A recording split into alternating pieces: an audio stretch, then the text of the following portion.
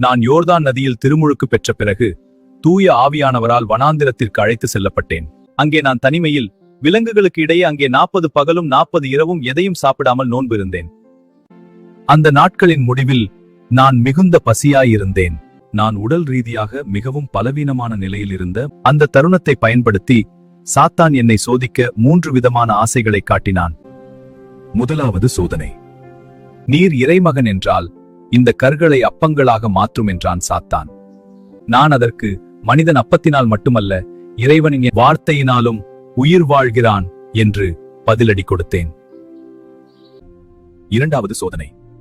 நீர் என்னை வணங்கினால் இவை அனைத்தையும் உமக்கு தருவேன் என்றான். நான் அதற்கு உன் கடவுளாகிய ஆண்டவரை மட்டுமே வணங்கி அவர் ஒருவருக்கே பணிவிடை செய் என்று கூறினேன். மூன்றாவது சோதனை. கீழே குதியும், உம்மை காக்க வானதூதர்கள் வருவார்கள் என்றான். நானோ உன் கடவுளாகிய ஆண்டவரை சோதிக்காதே என்று கூறி சாத்தானை விரட்டினேன்.